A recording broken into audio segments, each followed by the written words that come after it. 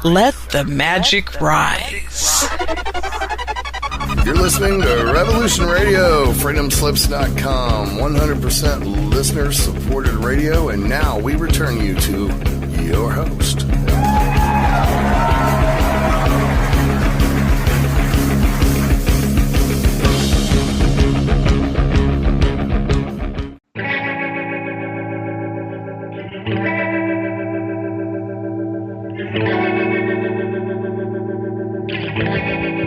Howdy, folks.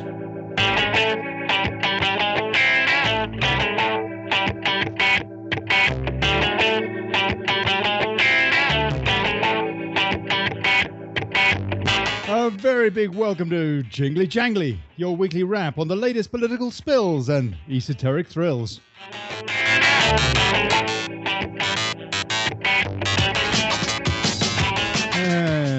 Coming to you from Europe with me, Ollie Connolly in Spain, and him, Piers Garnham in England. Yeah, we got a bit of Gary Branson in there as well, just for the mustard, you know. It's 4 p.m. in DC. It's 10 p.m. here in Valencia. It's an hour behind at 9 o'clock in old London town. Yeah, enough of that. Piers. What's the time in California right now? Oh, God, I don't know. They're 3 hours behind DC, aren't they? 3 hours. Are they? Another okay, time so zone. That's about 1 o'clock in the afternoon then. It's exactly 1 o'clock. Just a hearty Californian lunch. So, of whatever you eat for lunch out in California, I have no idea. But you know, have you ever eaten in California? I have. Yeah, I have been to California. It's how many cows did you end up with on your plate? I think a couple, you know, for the starter, and then they do like their food, don't they?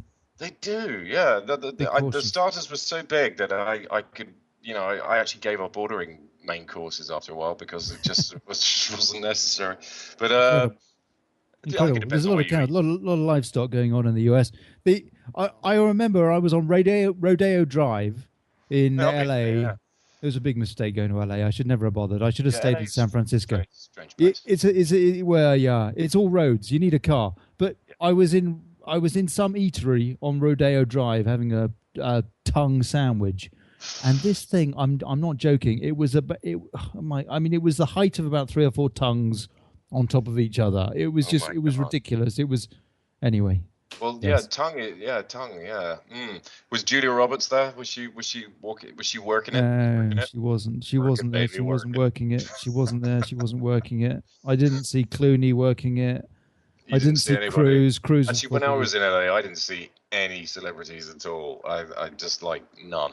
I mean, I was so disappointed. You know, I did all the kind of Disneyland and all that sort of shit. But Disneyland, that's not in LA. Where is that?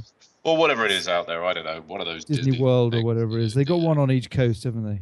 Yeah. If any Americans want us to call us up and put us right on all this stuff, seeing as we're slating your culture, then you're very, very welcome. Please do. In fact, I'll give you the number now. It's 310. That's the local number. It's America 001 or whatever. If you from some sort of foreign obscure place like Blighty, and then it's 310 in the brackets 421 4053. And we're always glad to have calls, aren't we, Piers? Yeah, it breaks up the show. It's great, you know. It's particularly if you're going to, take issue with something that we've got to say. We want to tussle. We need a tussle. Yeah, we need guests to phone up and tell us to where to get off. You know, I mean, we're just a couple of English louts. You know, so we need correcting on many American things. You know, we can give our take from what we learn this side of the pond, but obviously we need the American audience to be able to sort of put us right on a few issues. So do phone in and give us hell. You know, right. We'll love it. How are you, Piers? What's going on at the moment in the UK? Have we got out of Europe yet? What's going on there? I know. I mean, the whole kind of Brexit thing is still sort of dragging its heels, but obviously, as we discussed this week. I mean, all they need to do is to say, you know what, we're not going to pay you that $20 billion a year anymore. End of. I mean, well, yeah, it's not as simple as that. What are they going to do? Are they going to go to war with us? It's about all the trade arrangements that have already been sort of set in stone, and all the people that are going to lose out, basically all the politicians. And the politicians. Exactly. I mean, they've all got stock in all these cozy, kind of cronyistic arrangements. So it's sort of obviously they are they're the ones that stand to lose a lot if these cozy little cushy arrangements are changed. So obviously, we do. There has to be something solid sort of in terms of trade agreements in place before we just hit the Brexit button, because otherwise you don't need any trade agreements. You can ultimately you can just run with the global what's it called, the standard, which means that you pay 2%. I do think it's not exactly. It's not. I'll tell you what. 2% is a damn sight less than we're paying the EU to. I don't doubt it for a minute. I'd be all for jumping the hell out and doing the fast Brexit, because I think people would be queuing up to trade with the UK. But it is bogged down in bureaucracy at the moment, and when it happens, I don't know. I mean, it's not bureaucracy though, is it? It's jobs worth bureaucracy. I mean. That's what it is. It's people like, it's people like. Did you just have a stroke on live radio? There must be worse ways to go. Yeah, as one side of your face started to hang down, that happens when I start thinking about the EU for too long. People like Tony Blair. One side of my face starts drooping, and then the other half catches up, and I realise I'm just feeling miserable. I need a whiskey. Man, I tell you what. Hold on, have we? I can hear a rumor. We've got Gary Branson in the background, hiding in the corner behind the bin. Gary, where are you, Gary? Is he there? He's not there yet. He's not here. Oh, hold on a sec. See if you can patch him in. That's probably me. I must have cocked up. Hold on. We've got a Californian, Gary Branson. He was just telling me earlier on about his delicious home reared turkey that he had for Thanksgiving. We were talking about a homesteader. We were talking about the slaughtering process and all the rest of it, which was pretty interesting. But it sounded like a delicious bird, and the processes involved with curing some of the meat prior to munching on it. All that sounded totally delicious. And are you there, Gary? No, he's not. I'm trying to connect. I can see a picture of him, but he's got a hat on and he's holding something. I don't know what that Gary, is. are you there? Gary Branson. I'll tell you, this is silly, isn't it? Skype is silly. It should be so simple, but it's actually... It's delicate. Not as simple as you would like, Mr. Connolly. Well, it's not. Gary is now typing. Is he? Gary, I got muted and couldn't unmute. I am here, though. Well, talk, Gary. Unmute. Can we hear you? Are you there? Say something. Hello? That was almost a wonderful segue from the problems in Europe to the problems in the United States, and it completely was buggered up by... this is probably GCHQ or the NSA in the background tinkering with us. Well, why would they be bothering with us? I mean, come on. Because we're spreading the truth, and not many people are. We are trying to spread it. We're one of those fake news sites, aren't we? Well, yeah, I think we are. We're like Ron Paul, with the Ron. He was Institute thing. He was labeled by the Washington Post as a communist, as a Russian propagandist. I think they mean American libertarian, but hey, I don't know if you've seen that thing on Facebook where there's this kid asking his mum, "Well, why is the world so messed up, mum?" And she goes into this long diatribe. Ron Paul posted that and said, "Yep, that sounds about right." I'll see if I can find it. Actually, here it is. Yeah. Why do we have wars, Mum? Because we are ruled by an elite group of psychopaths who own the banks that control the governments and media. They fund both sides of the war. They fund both sides of the war for profit, and then they manufacture the consent of the public through the propaganda of the media. And that's been a sort of a cartoon that's been going around for a while. Yeah. Years. Finally, Ron Paul was actually bothered to post it himself. Gary, you there? Can you hear me now? Oh, Thank God, Gary's there to save the day. Right. Yay for the mustard boy. How you doing? How you doing? Doing all right. I will tell you, right. Disneyland is in fact in L.A. Ah, there you go. There you go. I did go there once. Like So what do they got in Florida? What do they got in Orlando? It's Disney World. Oh, dear. See, so I was right. You know, Epcot Center. That's right. You know, you've got all that kind of futuristic stuff going down in Florida as well. That's the Disney where you can do the two-fisted drinking if you want to. Well, I can remember going to Disney. You can do the what? You can do the what? Two-fisted drinking. Two-fisted drinking. One in each hand. Ah, right. Okay, sounds good. That's like Oktoberfest, the German. I went to Disneyland when they still had kit from Knight Rider on display. I mean, that's just showing how old I am. Yeah, it is. Back in 1892. Good time. When David Hasselhoff was still a big celebrity, you know. Yeah, a big pop star in Germany again. Oktoberfest, David Hasselhoff. There you go. Germany, That's Hasselhoff. right, We're beginning to get a theme here. The Hoff and Baywatch and Pammy Anderson when she was. Is he still big over there? No. In Germany? Yeah, I have no idea. Probably, yeah. They're weird about him. In Germany, I have no idea. I've got no idea. I can't imagine he is. I mean, he went a bit off the rails, didn't he? He had a bit of a drink problem, and I remember he had a bit of a Baywatch problem. His daughter filmed him, didn't she? Basically, kind of down on the floor, on all fours, trying to eat some sort of burger when he was completely trolling. I thought you were going to say something else there. Eat some kind of burger. Yeah. Eat some kind of. But yeah, he did come over and do quite a lot of. We're coming on to Pizzagate later, by the way. Sorry, carry on. I had pizza for my tea. Did you? Yeah, nice. I did. Yeah, so did Podesta, but that's another story. It's a different kind of tea. Yeah. Kind of pizza. But yeah, no, sure. I mean, like, so what did you have for lunch, Gary? Talk about Hasselhoff. Just past the hour, luncheon hour in California. So what did you make yourself? Still working off those Thanksgiving leftovers from a week ago. Oh, good for man. God's sake, it's like Christmas, isn't it? Where you carry it, you stick it in sarnies. Look, we're getting off topic already. We haven't even started, and we haven't covered anything at all. And we've been on for 13 minutes, and I blame Piers. Gary, what's going on? Tell us, have the Democrats stopped crying yet? The Democrats will never stop crying. That's their identity.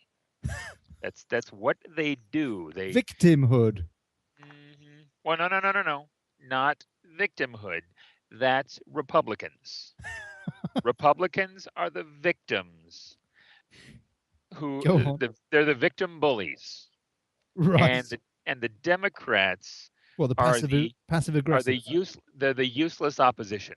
The useless opposition. That's what they're designed to be. They've been a pretty formidable kind of presidential opposition over the course of the last 8 years, though. You could argue, I mean, not necessarily to good effect. Yeah, I was going to say, and that's the reason why we don't have a Democrat in office anymore, is because of the last one.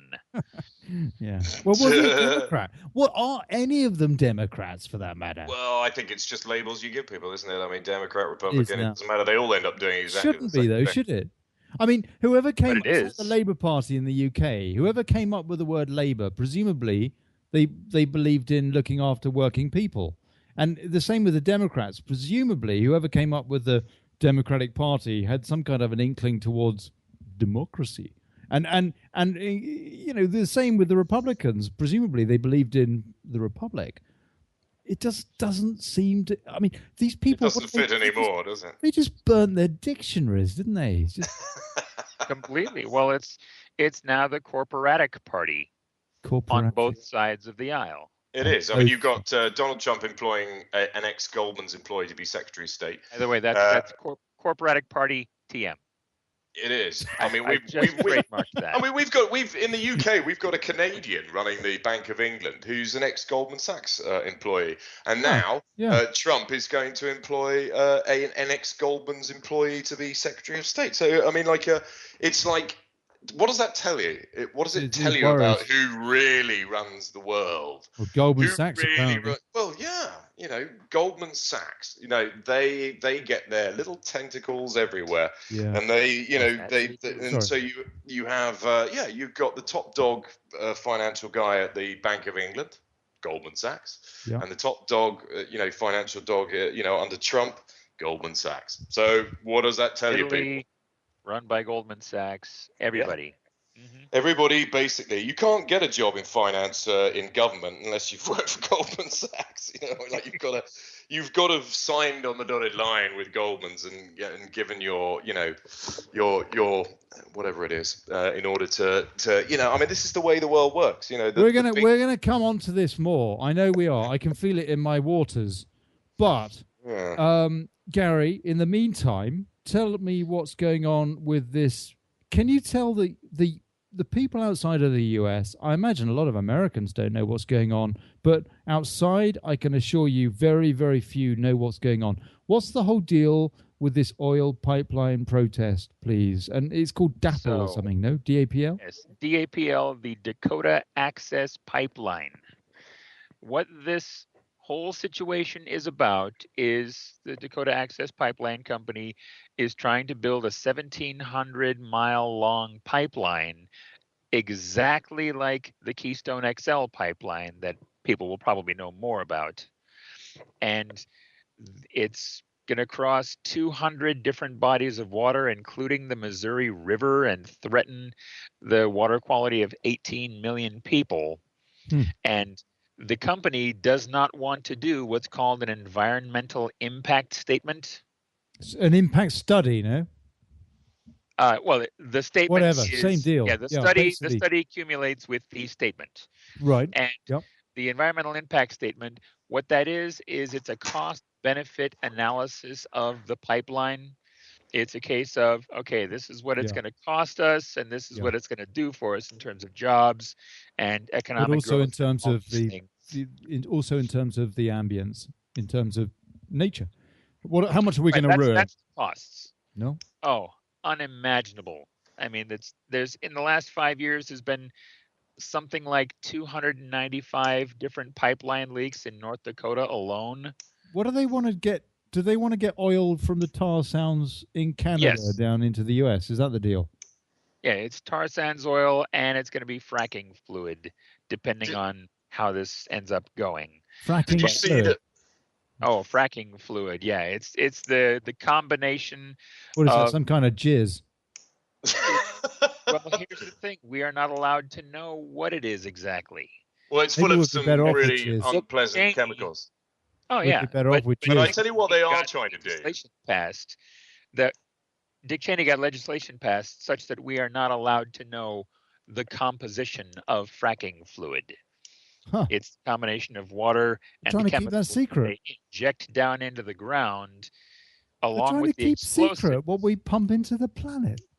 Well, listen. It's unbelievable, isn't it? That's what they're doing with the chemtrails as well. No, I've got a mate who's just spent a lot of time out in Texas.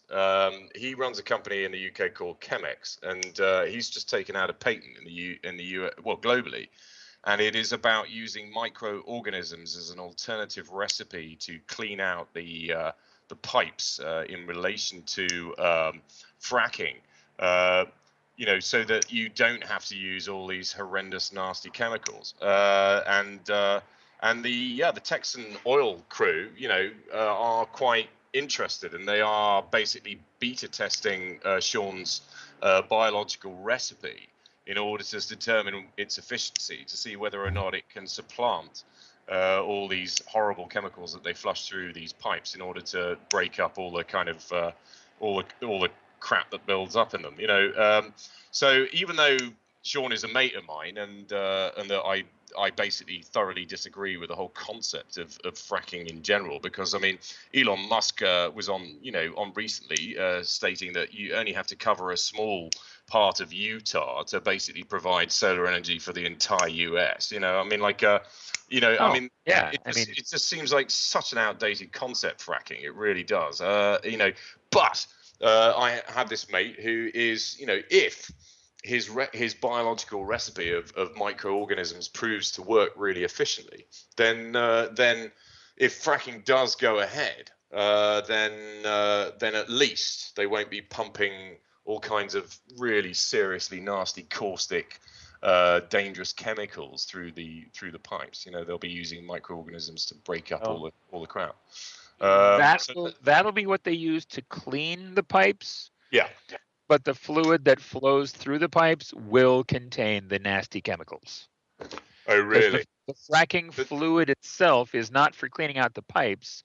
It's what they inject down into the ground to, after they set off the explosives. Hey, where's Gary gone? Can you not hear Gary? Gary, are you there? He's gone. Oh, it's interesting. He was here. He was here. Interesting I heard that him. they should cut him off at that precise moment, isn't it? Or why he should suddenly disappear just when he was beginning to be really kind of informative about. Probably had more to do with me being a useless producer, Piers, to be perfectly honest with you. Oh, really? Did you cut him off? I might have done. I might have cut us all off for all I know. Hold on a sec. Let's see what happens here. Well, you didn't cut me off. I'm still here. You're still here. Hold on. Yeah. There we go. Gary, he's back. You're there. Go on, you were in the middle of a diatribe about it, because Sean, when he told me, was obviously all kind of very excited about him being able to lend some sort of a green solution to something that is ultimately a very ungreen process, which very black process, yeah. But you're telling me that there is no way of avoiding this chemical flush. No, because it's not a cleaning product. It's a solvent that they inject down into the ground to make the extraction of the methane more efficient. And of course, once they're done with the fracking fluid, they inject it down into underground caverns that they've located nearby. Because there's all kinds of little pockets in the ground, and they just dump this fracking fluid into those pockets, and then it eventually works its way into the water table, and that's how you end up having people at their house taking a match to their faucet and lighting their faucet water on fire. Yeah, I've seen that in Gaslands, that movie, yep. Gaslands. But I also heard that was maybe a bit pumped up, that it wasn't entirely true. I mean, it's so hard to know what is info and what is misinfo. So, right. What is your thought on that? That's I saw the gas coming out of the tap on the. They just said maybe it was exaggerated slightly, but on the other hand, my understanding is that it might have been exaggerated, but that the problem is nonetheless there. I was going to say that we're polluting groundwater. What level of exaggeration makes it invalid such that you can light your tap water on fire? Yeah.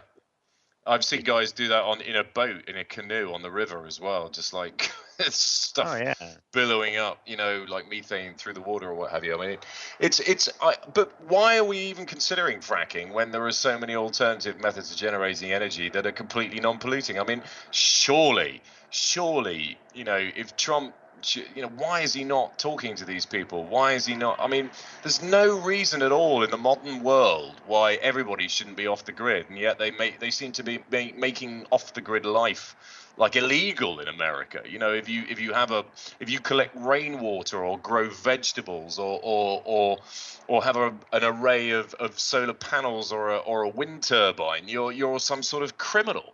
I mean, it's absurd. This is what we should all be doing. I mean, in today's society, you can put a modern battery technology in the attic, which will store enough energy in the times when there is no wind or is no sun. Your house will generate enough power in the interim. You don't need to be hooked up to some nuclear power station or some gas-fired or fracking powered power station. You just need to be self-generating. I mean, Piers, Gary lives in California. Piers, I mean, bear there's with enough me. sunshine in California to What? For sunshine in California. Piers, just one sec. Just Susan, are you there? Can you hear us? No, she can't. Oh dear. I'll tell you what. I'm getting fed up with Skype. Skype isn't fun, is it? I don't know what goes wrong with it. I mean, trying to connect people into the show is a nightmare. I'm not even confident enough to be sure that we're actually on Revolution Radio at the moment. I really, we might just be having a chat between the three of us. Well, why don't you ask go on the board, the switch. Yeah, the chat thing. The chat. With Revolution Radio chat. Exactly. Yeah, I mean, Ollie, man. God. God, I'll tell you what. Are you telling me that we've just done half an hour of a show and not even no sure idea. that we're going out? I've no idea. I'll tell you what. I'll find out. Let's quickly put on. Let me just put on the radio and see if I can hear it. I'll tell you. Everybody be quiet so we can hear the radio. I need a pee too. So Ollie can hear the echo. No, we should just get feedback. If we get feedback, then we're laughing. Oh no, we're not even listed on the. We're not even listed on the schedule now. They've obviously got rid of the show. they're so useless. These guys are so useless. Hold on. What's going on? Oh dear. Seriously, Susan wants to call telling me that we're not even going out live. Oh, boy, I tell you what, this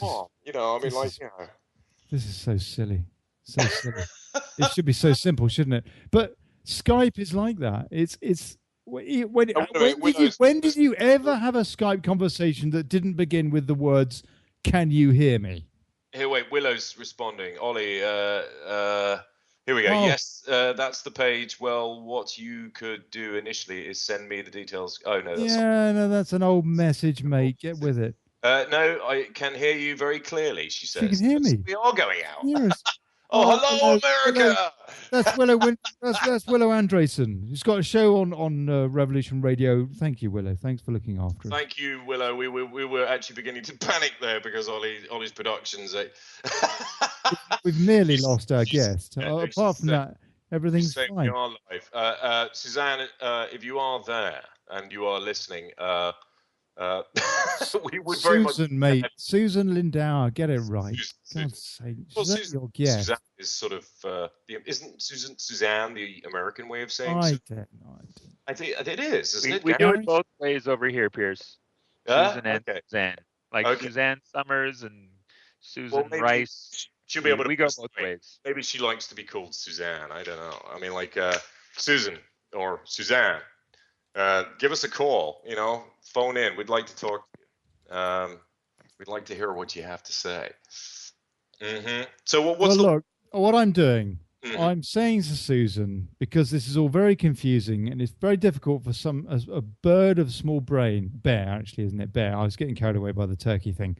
Bear a small brain like me to be trying to patch in guests and also have some kind of a remotely intelligent conversation with thickies like you, and so speak for yourself. Wait a minute, I just flexed a little bit at being called a thickie. Puffed out the chest a bit. Yep. Are you calling us thickies? That's just not on, lady. Come on. Yeah. Have you done it? Have we? I've sent her a message. I hope she gets it. Oh, blimey! I'll tell you, this is the problem when you can't confirm with guests before the show. But I've said we're going to connect to the top of the hour, and she's a wonderful, wonderful guest, is Susan. And I'm so hoping that she'll come on this show many more times in the future because she has got so much to say, and she so went through the wars at the hands of the good old U.S. land of the free that decided to incarcerate her because she was, former CIA that had gone against the establishment and said, you know what, I think this was an inside job. And it's not that, she has a theory. I mean, what kind of an inside job is another thing. But basically, Susan Lindauer had a theory, and it was a theory from a pretty good perspective. She was in charge of negotiating the United States with Iraq, and she's got a speciality based with the Middle Eastern cultures, and hold on a sec. Oh, my Skype's gone berserk. Blimey, I don't know what's going on there. Everybody go away. Stop talking to me on Skype. She basically had a theory that 9/11 was perpetrated so that the US could go to a war with Iraq. And, well, it was more than a theory. I mean, she Oh, hold on. This is her. Susan, are you there? It is me. I'm working. Oh my God. This is amazing.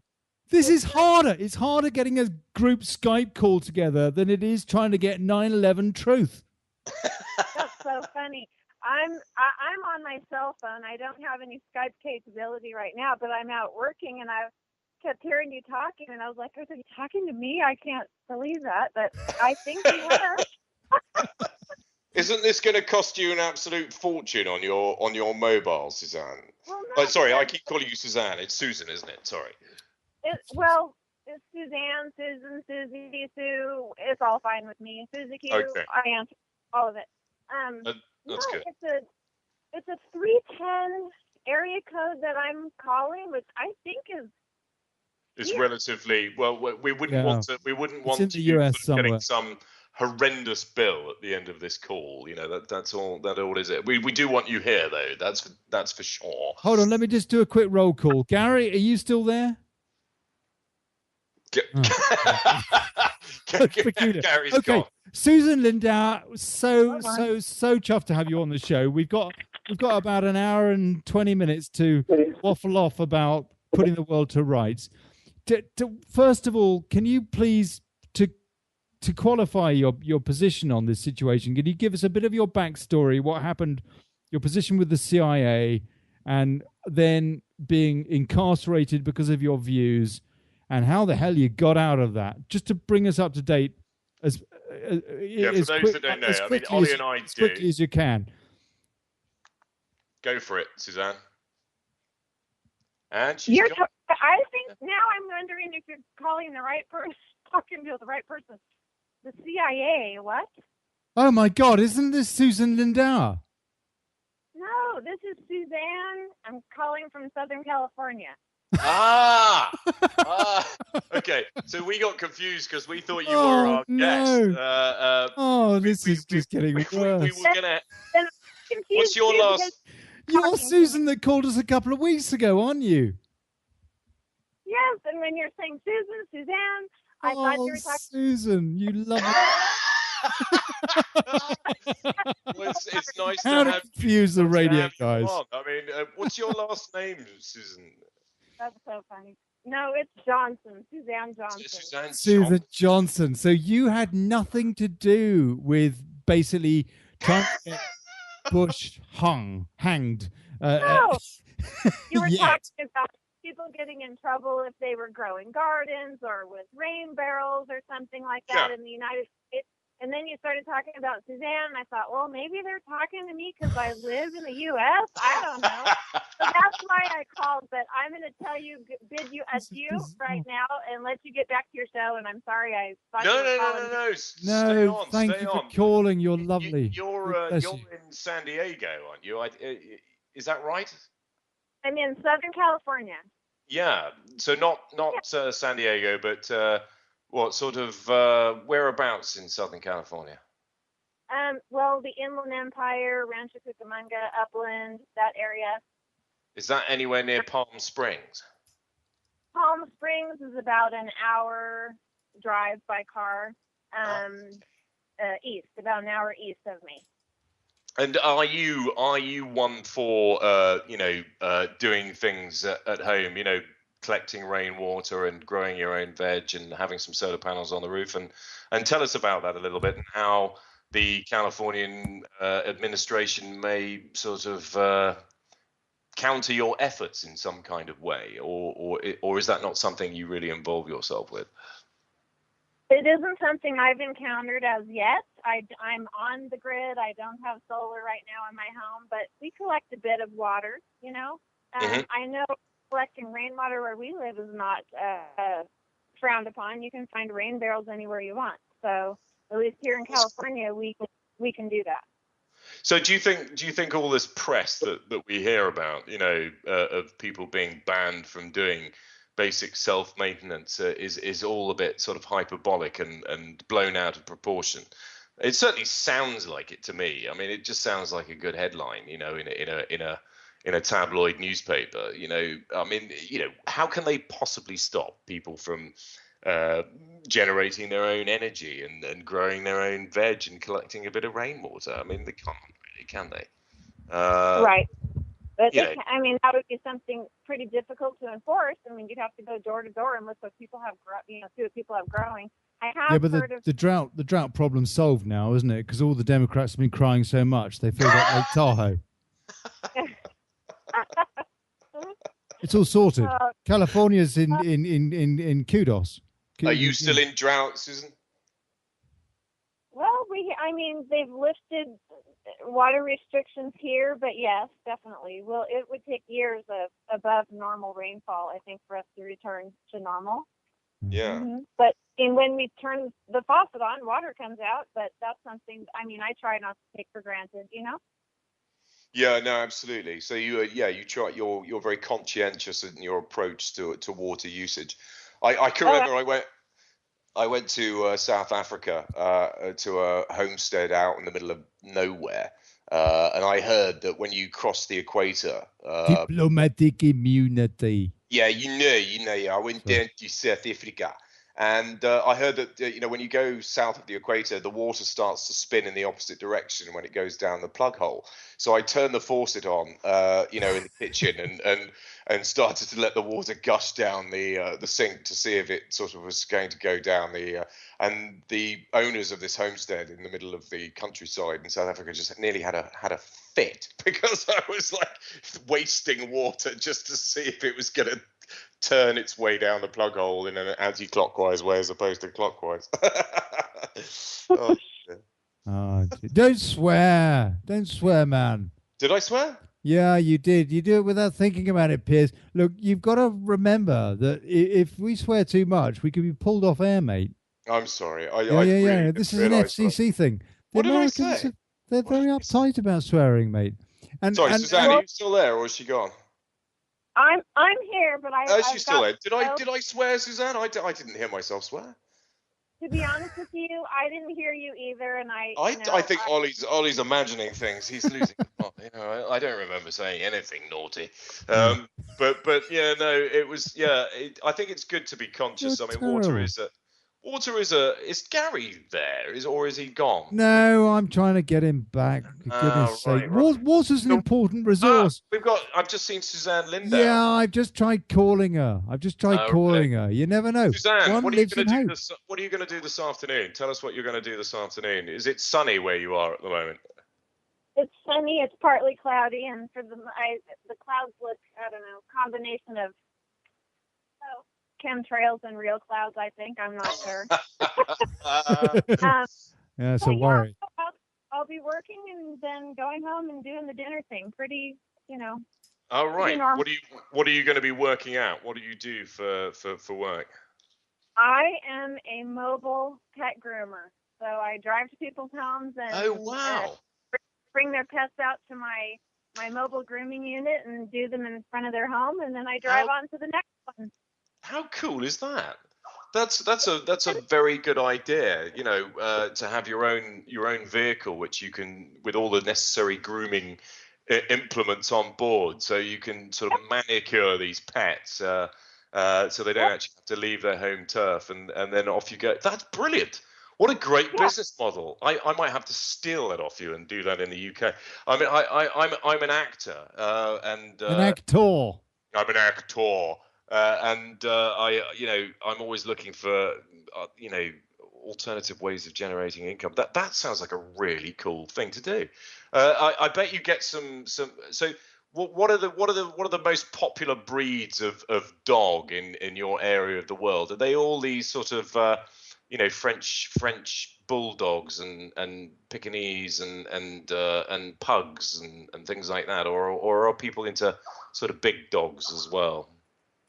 It's a variety. The dog I have right now in front of me is a standard poodle, and I have another standard poodle after this one. And okay, so quite big dogs. I was brought up with poodles. No, we get called on for all kinds Not of people who bipoodles. can't drive, you know, but who have pets who need care. So we provide service for seniors, pets that have anxiety, going to grooming salons. We don't have a whole lot of short-haired pets that we groom because we charge more for mobile service because we're going to people's homes. So and you get that one-on-one attention. So our prices start fairly high. So if you have a Chihuahua or a Beagle or something, you're probably not going to want to pay our price for us to come out. But I mean, but we do the nails and we do the ears and we do things that, you know. So you don't charge for surface area then? You charge per pooch rather than surface area? Well, no, it does. No, I'm talking about being short-haired. I mean, for example, our minimum to come out is $65. So, wow, okay. Yeah, so, you know, you'll think twice before you have us come out to do a Chihuahua. You know what I'm saying? Because you can bathe it yourself in your kitchen sink and then maybe find someone to cut the nails for $10, you know, or do the nails. But for dogs that need pets, not so. And how many appointments have you got this afternoon? All together 6 in my whole day, usually 5 to 6, 7 at the most will do. That's a very good business. That's five or six trims, 5 or 6 dog trims per day. Yeah, well, it's a $65 call out, and she does 5 or 6. That's a lot of work. That's a lot of trimming, it's a lot of work, but they got a lot of hair. Dogs, they got a lot of hair, thick, tufty curls, and all that. You know? Some of them it's do. not a job for sissies. You really do have to work. Yeah. Yeah, no, and you must get. Do you have a muzzle that you can put on the ones that want to bite you? I need one of those for Piers. Yeah, the ones that are really nasty, I don't groom because I groom alone. I don't have an assistant, and it's just not worth it. No. Oh, no, fair enough. Absolutely. Have you got a website, Susan? Maybe give you a plug. Well, I do, but I won't plug myself right now because I'm not able to take any new clients. We don't have availability in our schedule until February. She's so busy, off, isn't it? She doesn't need. She's literally kind of inundated. She's swamped. Well, which is a very nice position to be in. And what gave you the idea to set this business up? Because it's actually a really good idea. I mean, you obviously have to be good at it, and you have to have a rapport with the beasties, you know. But at the same time, people will always need grooming, you know, whether it be people or dogs, you know, it doesn't matter. You know, I mean, pets need pampering just as much as us folks do. So, you know, it sounds like an extremely good business model to me. That's a very good idea. I don't know of anybody going around and doing something like that in the UK. Maybe there are, but I haven't heard of them. You know, people. The mobile pet. You're grooming. smoking again, aren't you? He's smoking. I can hear that. I can hear that. Susan, I bet you don't smoke, do you? You're a good Californian. I bet you don't smoke. I don't smoke cigarettes, no. No. He's a rotten Londoner, and he's got dodgy teeth, English teeth.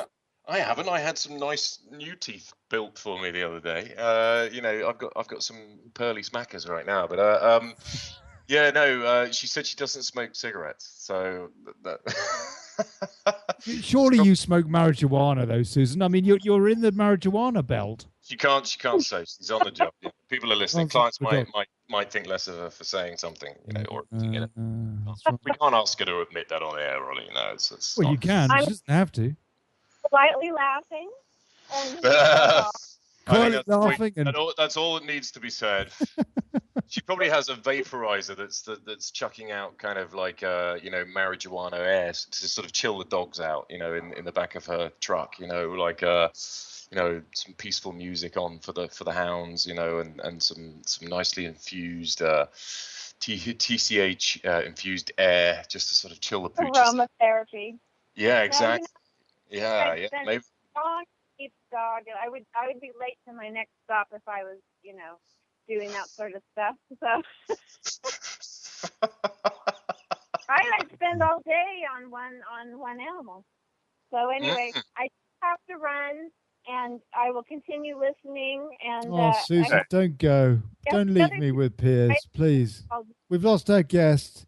We've lost Gary. Well, Susanna, it's an absolute pleasure to talk to you. I mean, one of the joys of doing this radio show is hearing you, because otherwise I have to put up with Piers the entire show.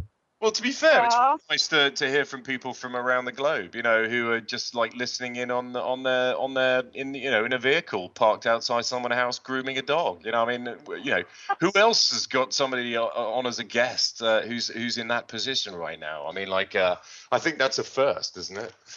I think we. I'll bet you are the only one in the world. I think we probably can claim that as a first. That's a radio first. Suzanne. Thank you. Yes. Thank we're you. gonna put. Thank you very much. Cell phone. God Well, bless listen. you. Good luck with your poodle and the president. Good luck with the president.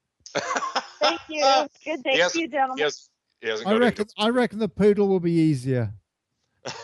I think so too. Good day. Thank you. Take care. Bye. Susan, call us back, Susan. Call us another time. Don't be a stranger. Yeah. Okay, bye-bye. Right. So I could do with a haircut. what's Gary saying? So we're doing sound check. Susan and I are still. Oh, that's we missed Gary now. She tried calling into the line, and that's probably what jacked up the call. Okay, so we need to sort of. I don't know. Apparently, Don't know, do you? You don't have a clue. I haven't got a clue. You haven't got a clue what goes on with this. You're producing this show. Have you got any of your sound effects this week? No, we got the Duke of whatever phoning you. No. You know what Philip's like? He might just call. He's like that. Old Duke of Frogs. I hope so. I'm here. Can you hear me? My God, that's Susan Lindauer. Oh, oh my gosh! Oh, you guys! How long have you been there? I've been here since for 30 minutes waiting for you to call me. You've been listening to our dog grooming chat, haven't you? No, not at all. No, it Hear wouldn't all the connect terrible me. things that Piers was saying about you. I wasn't saying anything mean about you at all. In fact, I was talking about grooming poodles in California in a sort of portable dog grooming unit, which was fantastic. And we had another lady on called Suzanne who came on, and Ollie sort of led her on the show, and we thought it was you. I said, yeah. So I did this big introduction, and then I said, "Can you qualify yourself, woman?" And she was like, "Well, hold on. I think you've got the wrong Susan." The one person that phones in has to be called Suzanne. It kept disconnecting me. I'm sorry about that, you guys. Oh, that's well, okay. I am having this is just a time of great drama in my life. This month You're going to court tomorrow, aren't you? What's that about? I'm going to court. They're trying to steal my house in America. Right. Now there's this huge foreclosure scam stuff going on, and people are trying. They're just that's been going on for several years I'll tell now. you. That when Trump talks about the system being rigged against the people here in the United States, it really does fit that everything is rigged against ordinary people, and they are literally stealing everything they can from us, and we're not. And I'm in court. They're trying to say that if they steal your house, you do not suffer an economic loss. They're actually well, you probably do, and also a credit score loss as well for a start. And you lose a home. It's insane. It's crazy. But they've got these arguments but so many people just accept it, and they don't challenge. And I'm one of those people who does not go with the program. I think I've known of you, and I've followed you long enough to know that you're not one that sort of just sits down and gives up. Which is commendable, Susan. It really is. We need more people like you in the world. Susan, let me just give you a bit of an intro here, because we want to try and structure this conversation a little bit more than we've managed to structure the show so far. Absolutely. and so we've got Susan Lindauer here, who was a CIA whistleblower who was basically in charge of, or was looking after largely the negotiations between the United States and the Iraqis in the kind of diplomatic circles in the run-up to 9/11. Yeah, Susan can clarify this for us, but basically was looking after the U.S.-Iraqi relationship, and so had a good foothold on the deal with our relationship. And then basically had this theory about 9/11 having been some kind of an inside job, or not sure, but basically the official story wasn't true. And for having whatever views that she had, the US government decided to put her, to make her incarcerated. And well, I might have been wrong earlier. I thought they even threatened you. I thought they threatened your life almost, Susan. Yeah, they pretty much did. I was the second non-Arab American ever indicted on the Patriot Act, because I gave advance warning about 9/11 in April and May and August, all the way through the summer of 2001, to the Attorney General's office. And what was that, Ashcroft? John Ashcroft, on August 8th, and we sought an emergency broadcast alert across all federal agencies seeking any fragment of intelligence that would identify the terrorists, that would be actionable intelligence that we could use to stop the attack. The CIA had been buzzing with intelligence on with notification warnings about the 9/11 attack, very specifically as involving airplane hijackings and a strike on the World Trade Center. But remarkably, no one was able to come up with any factual information about who and what and where, and we knew exactly what they were doing. We knew all the details of it. So why couldn't we figure out who was doing it? Well, that was because we were doing it. Right. And it was Mossad, wasn't it? I mean, it was basically. Well, hold on. Well, let's not jump the gun. But yeah, we're going to get to that. So, Susan, sorry, carry on. Well, why did they put you? They put you inside because they didn't want to answer any questions. It's ridiculous. Yeah, that's right. I knew too much. It is one of the. I was involved in Iraq, and I had requested to testify on Capitol Hill regarding the real aspects, the true, genuine aspects of Iraqi pre-war intelligence, including that Iraq had invited, 6 months before 9/11, the Iraqis had invited an FBI terrorism task force to come into Baghdad and conduct terrorism investigations, interview witnesses, and make arrests. And the United States government... In other words, we've got nothing to hide. We have nothing to hide. Well, and this was the Iraqi response to the 9/11 threats, which I had issued in April and May. And even before, this was where they ran into trouble, because one of the many areas that they ran into trouble was that the Iraqis had offered from the very start of the Bush administration, all the way back in February of 2001, right a few weeks after Bush was inaugurated, the Iraqis had agreed to allow the FBI to send a terrorism task force into Iraq. And so when we began threatening them in April and May of 2001, that was their response. Well, we've already invited you to send this, so why don't you have the FBI come get a visa? And we'll approve the visas and you can go right into the country. Because they already had agreed to this, and Saddam had agreed to it, and it had been, the Revolutionary Council, Saddam's council, had agreed to it back in prior to February of 2001. While they were counting the votes we had made that demand back in November, while they were counting the votes between Al Gore and George Bush to see who was going to be president. So the Iraqis had agreed immediately. So here you have this problem that you're trying to blame the Iraqis, connect them to 9/11, and you have this really serious problem now that the Iraqis had been threatened and threatened and threatened, and they kept saying, well, come on in. Why won't you keep telling us you have this intelligence about this great conspiracy, this World Trade Center conspiracy? This is April, May. And why? And we're telling you, if you think there's something here, come into the country. And we wouldn't do it. And I mean, this was in conjunction. If you stop 9/11, how can you blame the Iraqis if they help us stop 9/11? Yeah, exactly. And this was obviously in conjunction with David Kelly, the weapons inspector in the UK, who rather suspiciously died. Suicided himself. Yes, yeah. Very Clinton. I mean, Dr. David Kelly, yes. Even my mother, And Robin Cook as well. God bless him. Robin Cook. And Robin Cook. We don't know the deal exactly there, but good But man. they were both, staunch advocates that there were no weapons of mass destruction in Iraq, and both died in very suspicious circumstances. I mean, even my mother, as I was saying, who's plugged into the mainstream media and sort of, even she believes that David Kelly was death was extremely suspicious. Extreme prejudice. Yes, I mean, Extreme Prejudice. That's the title of my book. And Yes.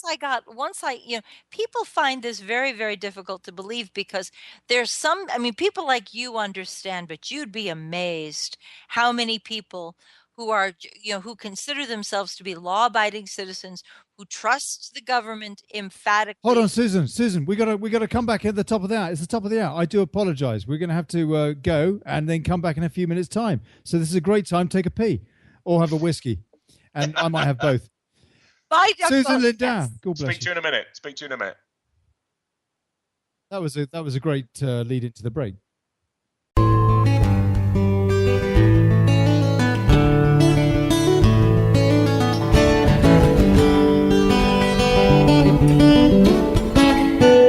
Listen to Revolution Radio at freedomslips.com, and we'll be right back after this message.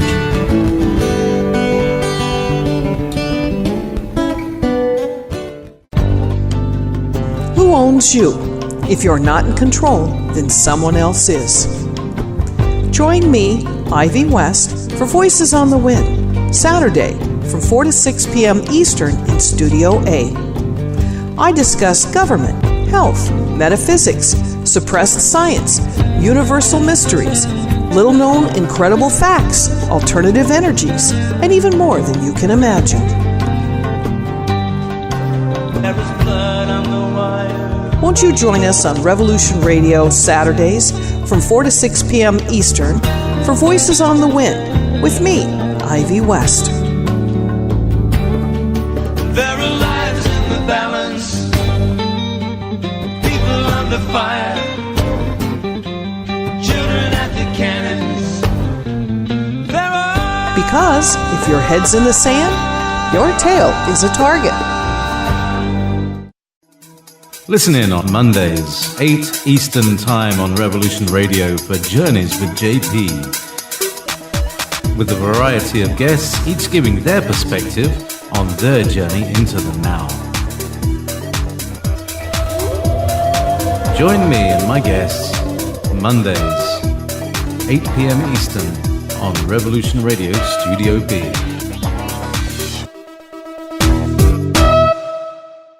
Don't make me angry. You wouldn't like me when I'm angry. See how the trouble you've started? Join us here on Revolution Radio, Monday through Friday, 2 p.m. Eastern on Studio B, for a politician, patriot, social savant, businessman, former investment banker, and Veterans Today columnist, Mike Harris. Listen to Mike as he exposes the corruption, sedition, and terrorism within our own government. He knows our system is flawed and that obstruction of justice is all too commonplace. His show, Short End of the Stick, pokes at this corruption with eloquent style. That's Monday through Friday, 2 p.m. Studio B for the Short End of the Stick with the man who should have been elected governor of Arizona, Mike Harris. That's right here on Revolution Radio.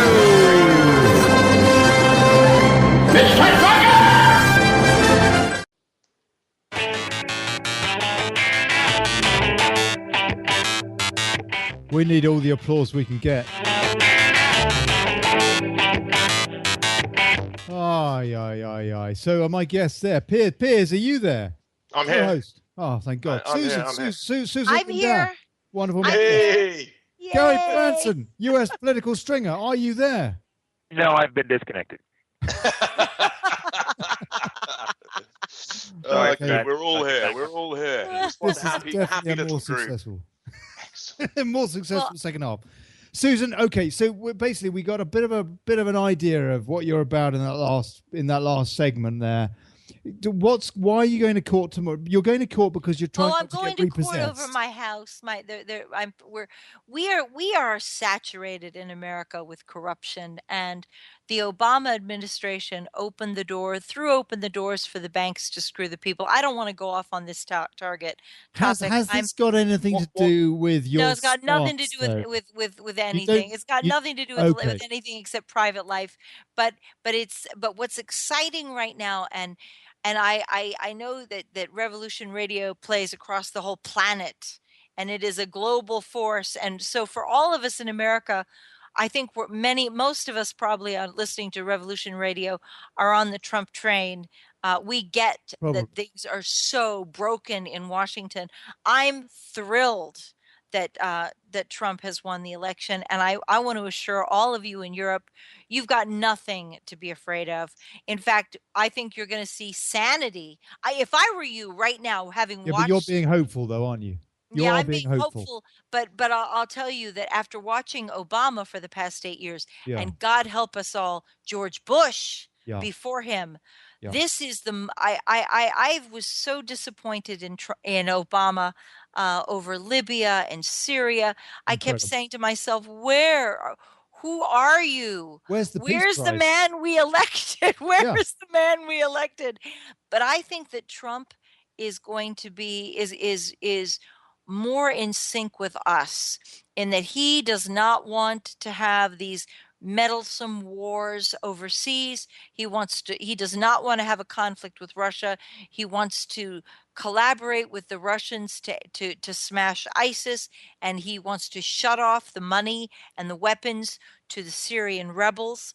I am much more disturbed by the European Union army, which is being set up. Me too. But hold on. No. Let's talk about Trump. I agree with you. But before I start vomiting at the very, very mention of the words European Union, let's talk a bit more about Trump. Because Gary, our US stringer chap, he vehemently disagrees with you about Trump. Gary, come on. Let's have a fight. Get your gloves on. Okay, Gary. All right. So here's the thing. As soon as you said, you started talking, yay, Trump, I was like, now hang on, and then I started listening to you, and listening some more, and you make a few good points. Now, well, she makes very good points. I mean, what could be worse? Oh, yeah. What could be worse, Gary? What could be worse than what we've got? Ollie, never ask that question. Yeah, that's a dangerous question. That is a dangerous question. Yeah, you just walked right up to Murphy and slapped him full across the lips. You know now that we're all going to die. That's a RoboCop. Listen, Hillary Clinton would have had us in war with Russia. Yeah, she would have had us nuking China and Russia. And how could you and the rest of the American people would be like, wait a minute, what are you doing? She is a tyrant and a dictator. Hillary Clinton would never have cared. And a traitor.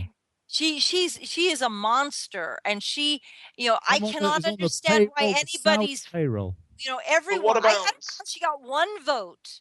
Who voted for this woman? What about some of the stuff that Trump said during the election? I mean, to get elected. I mean, admittedly, we know that a lot of rhetoric is just BS because they're saying and doing anything in order to get elected. But I mean, but ultimately, he did say a lot of pretty awful things. I mean, like, she. But that's separate. It was an unprecedented slanging match. Yes, it was. I mean, it was a slanging match. Is what it is a good word for it. Yeah, it really was. It was like nothing. I'm going to have to Google that. Slanging match. Yeah. No. I mean, it basically. Yeah. I mean, it was pretty ugly, and the world bore witness to something. The world ran out of popcorn. We never quite saw it. Yeah. I mean, the run up to the American presidential election was popcorn worthy. I mean, it really was like sitting down watching a blockbuster at the cinema. I mean, and then when we had the intelligence counter coup, I loved that. I was like, I'm gonna help. was going on with that? I mean, what was happening with the FBI and he did the FBI. Well, I'll tell you, Hillary Clinton. I know some little bits of information there. Hillary Clinton was busted stealing money off the federal treasury.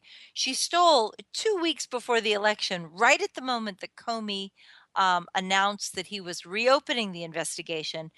It turned out that Hillary had stolen 1.8 billion with a B dollars off the federal treasury 2 weeks before the election. That's how cocky she was. She sent to whoa. This is No. I've got time out, everybody. Let's just put an allegedly underneath this. Yeah. I'm gonna need to see some. I know where the money came from, and I know. And and Wall Street was like, when I heard that she took the money, I was like, oh my God, I know where that money comes from. It was from where? Stolen federal money that had been recovered at Citibank, and Hillary jumped in and grabbed part of the money that had just been recovered. How? And also, this was not the only thing. She also had paid the FBI deputy director's wife. Now hold on a sec. This is another big allegedly. No. This has been the FBI has come out and said that she did it. So why is she not under investigation? Well, now listen, she is under investigation. She's trying not to go to prison. No, but she's not. She's not under investigation, is she? Yes, Clinton Foundation is. No.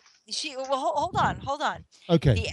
The FBI deputy director's wife was running for office against the Republican senator from Virginia, Dick Black. And so Hillary Clinton had given stolen federal Dick Black, that money. sounds like a pretty funny name. Sorry. Dick Black. Sorry. What a name, huh? He gave Richard. It's money Richard. to Richard Black. Black. She gave stolen federal money that we had just been recovered to Terry McAuliffe, who was the governor of Virginia. Right. Wants to run for the Senate in 2018. She gave him stolen federal money, and then he passed on part of it to the wife of the FBI deputy director who was overseeing her investigation.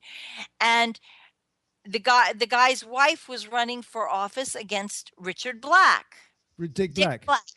Basically, the deal is that the Clinton Foundation have got everybody on hock.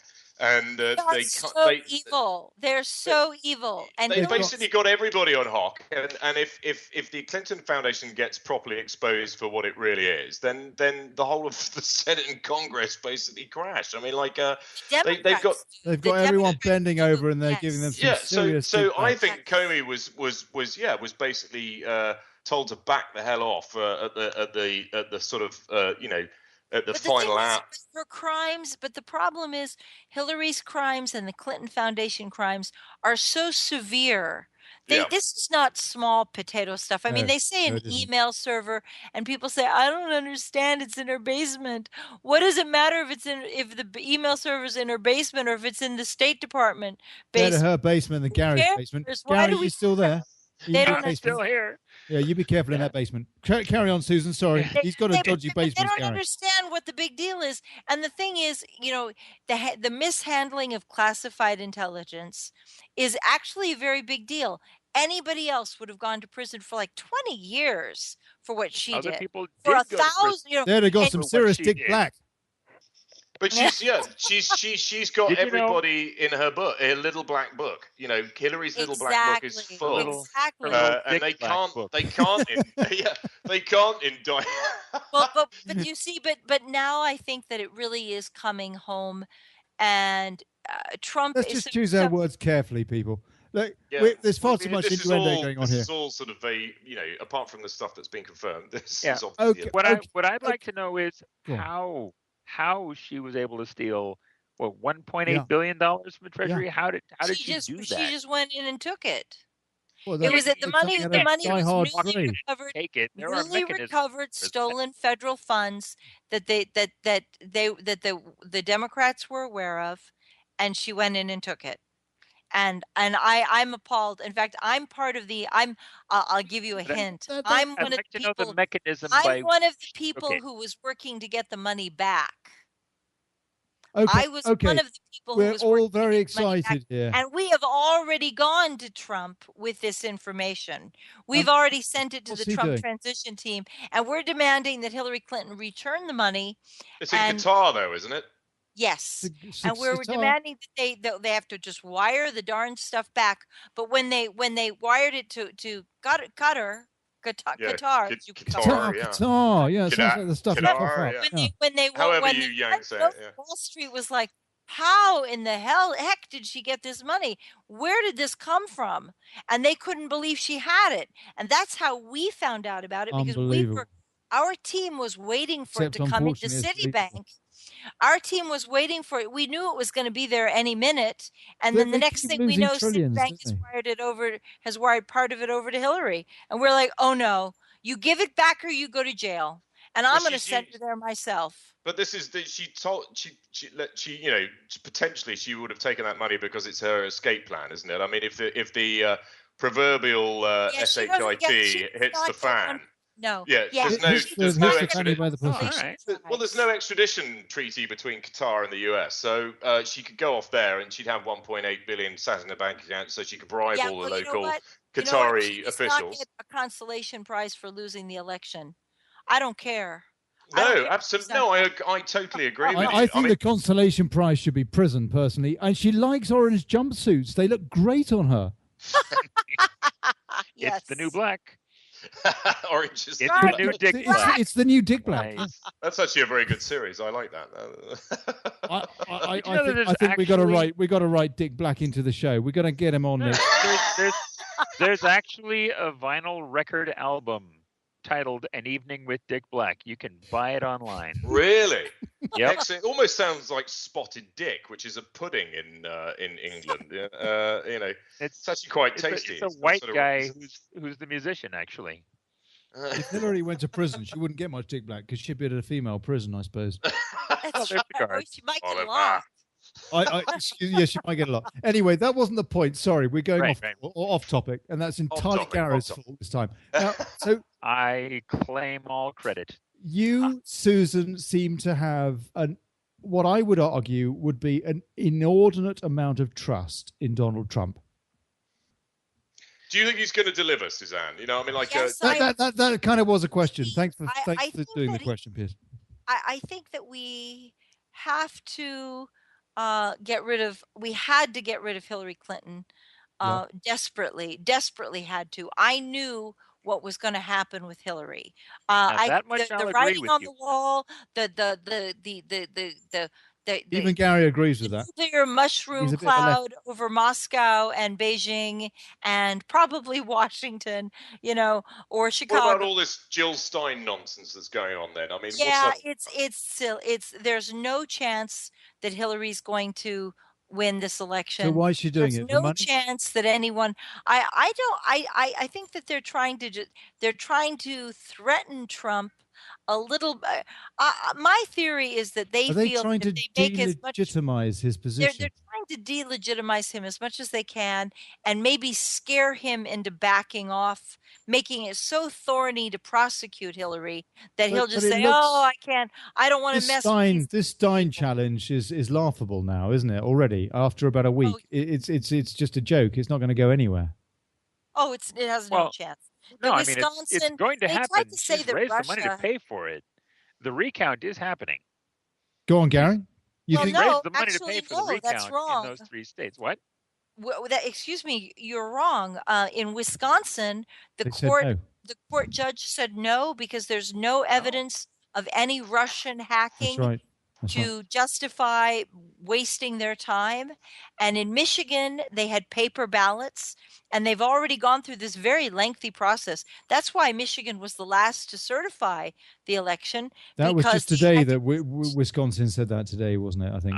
Yesterday. Okay, yesterday. Right. And then Michigan. Yesterday. God damn it, Gary, our US stringer, you're absolutely useless.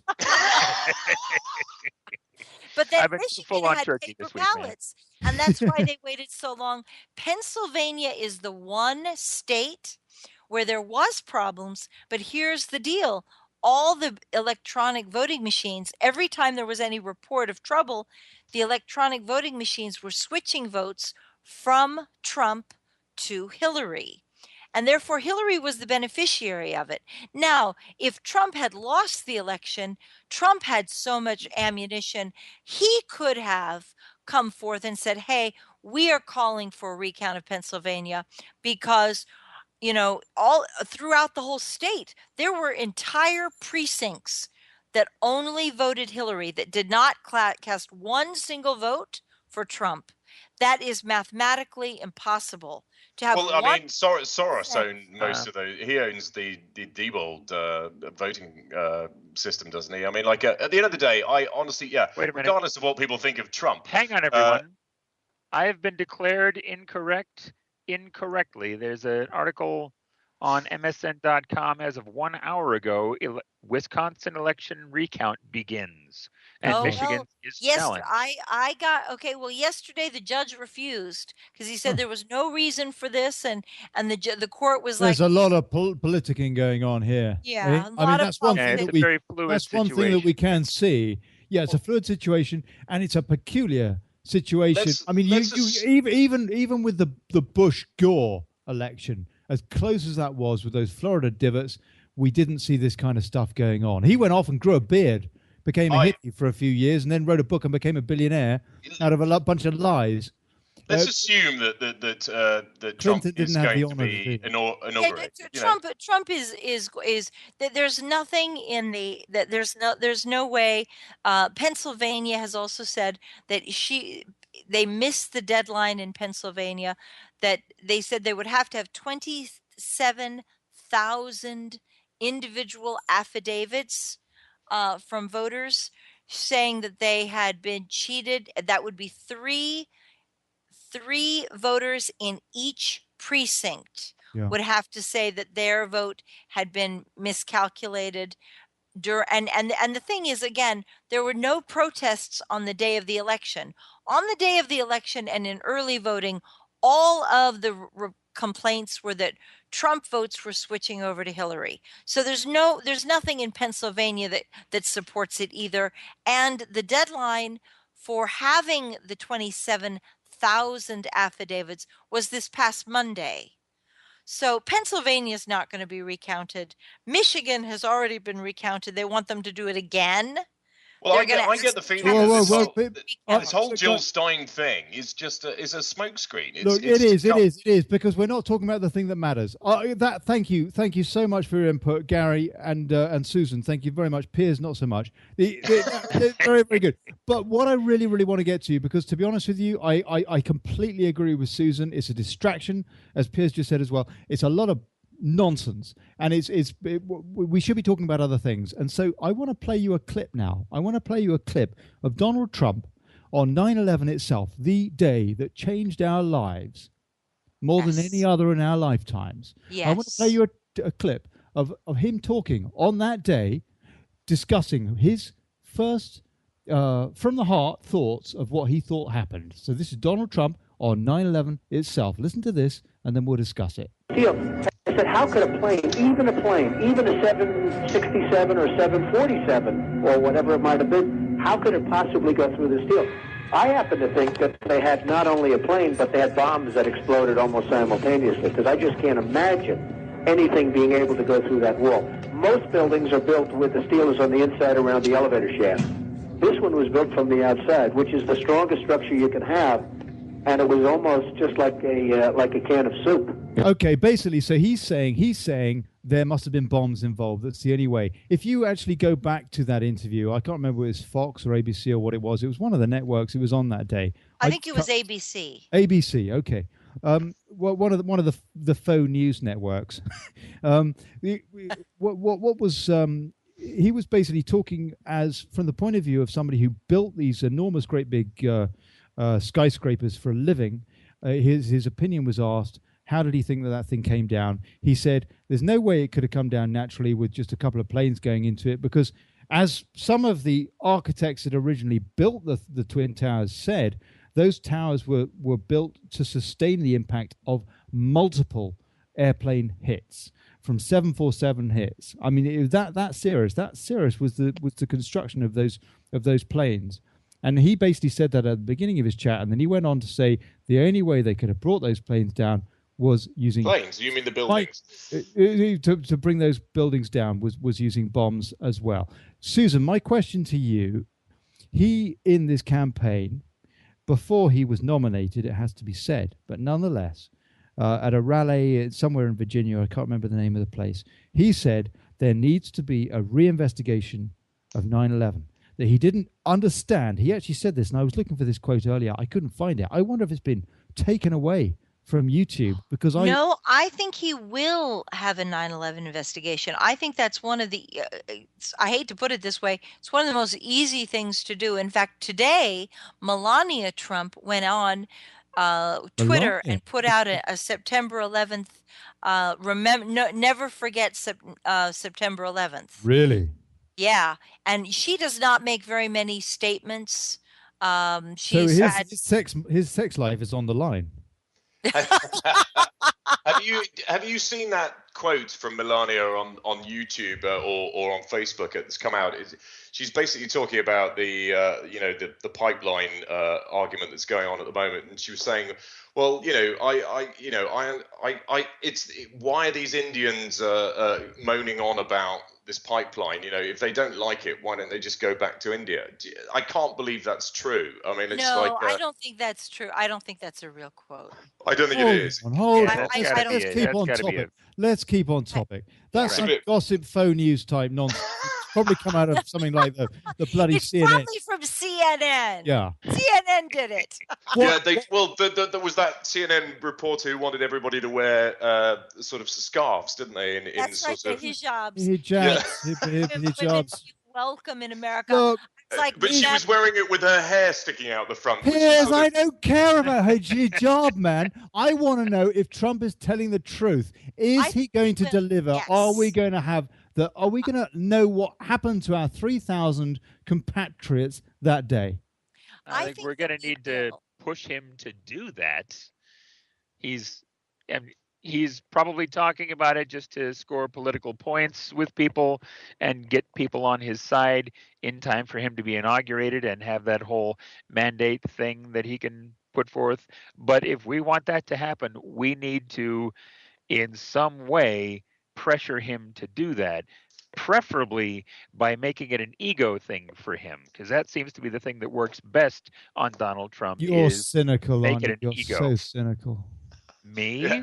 How can we not be cynical with the rhetoric we've already heard? I understand why that would be the case. You don't think he's going to employ Mitt Romney, do you? I sincerely hope he's not going to employ Mitt Romney. You're going off topic again. I want it. Susan, convince me, please, somehow. He's not going to do it. He's not going to reinvestigate 9/11 let me tell you, any more than he's going to investigate Clinton. Well, now listen, here's the thing about Clinton. Clinton is making noise to seem that she's highly popular. She's trying to keep open a run in 2020, in the next presidential election. Oh, God. Hold on a sec. I'm going to be sick. Sorry, excuse me. That wasn't actually that's what's really going on. They're trying to scare Trump away, like saying, look, we're going to make so much trouble for you that you better just drop this whole talk about investigation, and then Hillary will be able to clear the path away from her, clear the noise, and people will forget, and then she'll come back in 2020, and her advisors will say, look, she won the popular vote. Let's have her run again. Let's see if this time we can beat Trump. And then she can try to. She didn't win the popular vote in any way. Whether she did or not is debatable. I mean, personally, I think we know Obama encouraged people who were. I don't think she won the popular vote at all. I agree with you. They had illegals voting. They had voter machine fraud, rigging, things like that. Yeah, the whole thing. I'm with you on all that, but I think that will Trump carry out his agenda? Will he do it? I think that his primary agenda is jobs, taxes, as it should be. He'll do it. I think he'll absolutely and trade jobs. But that's not enough. That's not enough, Susan. We need a reset. We need someone to press the reset button and say, you know what, we're drawing a line under what's happened and we're now starting afresh. I'm not just talking about the USA. I'm not just talking about Europe. I'm talking about our wonderful planet and all of our fantastic peoples, plural, on it. Yes. All of our peoples on it. And we need somebody who can do that. And that's actually bigger than jobs. That's bigger than anything, because without that, everything else is a lie. Well, the globalism is collapsing. Yeah, I'm in favor of Brexit. I don't know how you guys felt about Brexit, but yeah. Yeah, we voted to leave. I mean, and it looks like it's going to happen in Europe now. We've Either that, galvanized I'm the digging my trench. kind of the anti-European sort of EU sentiment now. I mean, the Italian elections are coming up.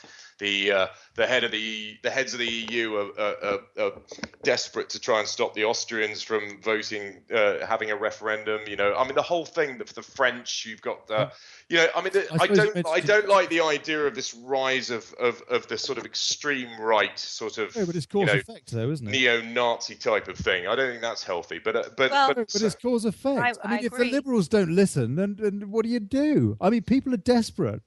Yeah, that's it. That's it. And I don't think that any of the people who I know who are Trump supporters would consider ourselves to be neo-Nazis or skinheads or KKK. I mean, when I hear that, I'm like, no, they're missing the point. We're desperate. We're losing our homes. We're fighting against corruption. We've got nobody standing with us because Obama said, oh, let's let the banks have your home. Come on. You don't mind. It's not a loss for you. Just get out of there and just go somewhere else. God, and that's such how an they feel. eloquent. That's what they really believe. And they really don't care about us. They really Obama don't. is so he's such an eloquent bullshit. Yes, you call yourself an actor. He is an actor. Now he's the biggest darling of the lot. He's the consummate actor. I mean, the guy. Yeah. Go on, Gary. Go on. Here's the one advantage in Donald Trump becoming president. Go on. He is going to be the guy who puts the ugly face on all of the horrible, horrible things that American government is doing. Oh, God. Obama has been putting the charming, handsome, suave face on it and keeping at least half of the left asleep, thinking, charming? Oh, Obama's handling it. Obama handsome? Well, he is. You gotta admit, I think he's a technocrat. Yeah, I agree. I agree with you. He is. I'm not saying he's a good person. No, but he's not the kind of guy who sways the average soccer. I agree with you, but I think he is. Yeah, he wins over a lot of people just using charisma. I mean, just through smiling. Yeah. He's like, hey, I won the Nobel Peace Prize. Yeah, I know I'm involved in 7 I'm not saying he's a good guy, but he is smooth. Yeah. Yes, he is. He goes on exactly the same deal you could say about Tony Blair. But I'll tell you, a lot of Americans are sick of it. That we know that it's a lie. We know that it's wrong. We know, and nobody's, and that's why Trump won, because nobody's buying that anymore, and they shouldn't buy it. So what you're saying there, Susan, is that actually Trump has a kind of a half a mandate in a way. I'm not saying it would have been any different with Clinton. I'm just saying from the point of view of democracy, that what you're saying is people voted not for his policies so much as not to have the policies of the other candidate.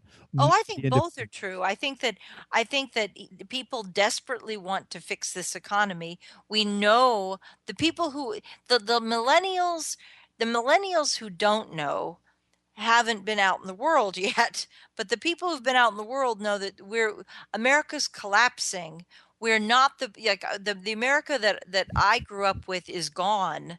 The America that was the powerhouse international tyrant that could swashbuckle across the planet and tell everyone else to do, that's gone. Yep. Those days are gone. Yep. But what we've left behind is a lot of angry people who we've treated them so badly thanks to Bush and thanks to Obama. and thanks to Hillary Clinton and John Kerry, there's so much anger towards America that we have to make some very big changes at home. We need to stop pretending that we've been in denial about our own failure and our own weaknesses. And that's what Trump is going to address. And I think it really is our last chance to do it. You're hoping the rest of the world is furious that he's with going to us. address these things. Well, I think he's going to try. I mean, it has to be said. I mean, to me, looking at it from the point of view of purely what I've heard and no kind of personal one way or the other. If I take the personal one way or the another into account, then I'm kind of pro-Trump, because basically it's my hopeful heart, my opportunistic heart. But if I am thinking in terms of what I've actually heard, I would say that Trump has been more honest than everybody else. He's also used the race card a lot, which has been very unfortunate. And how much should I take his word on that? If I were to, I would not want to vote for him. But then again, I look at Hillary and think, well, I mean, she's a complete hypocrite as far as let me tell you, because she's on the Saudi payroll. Yeah, I mean, what I'm trying to gather here from you is how much of this is genuine hope and how much of it is fact. We don't really know. We don't know he's going to be anybody, because Obama came in. We are change. We are change. Here, no lobbyists in the White House. There will be no Wall Street in the lie. Everything exactly the same as it was under Bush. In fact, even worse, because he was actually the guy that bailed out the banks. So they gave him the Nobel Peace Prize and all of that. Yeah, now seven wars later. So can we? How do we know that Trump isn't just another placeman? I don't know. I will have to find out. But the thing about Trump is that he is a builder. He's someone who has a legacy of creating and building, and he's not a passive policy person. I mean, one of the biggest problems of the Democrats is that they make up stories about their performance that are not based in fact. For example, I mentioned Hillary Clinton. I'll tell you why I know this about Hillary Clinton. I have been part of a team. This 1.2 billion, you mean? This 1.8 billion. Sorry. Okay. I've been part of a team that was recovering stolen federal monies, and the Democrats have refused to pay us. Now they're out there telling everybody they're for women, and we're going to create opportunity, or we're going to make sure equal pay for equal work. And we're like, okay, we want our money. Yeah. And they're like, well, I guess you could just do it out of the goodness of your heart. And then no, we want our money. And I didn't do this out of the goodness of my heart.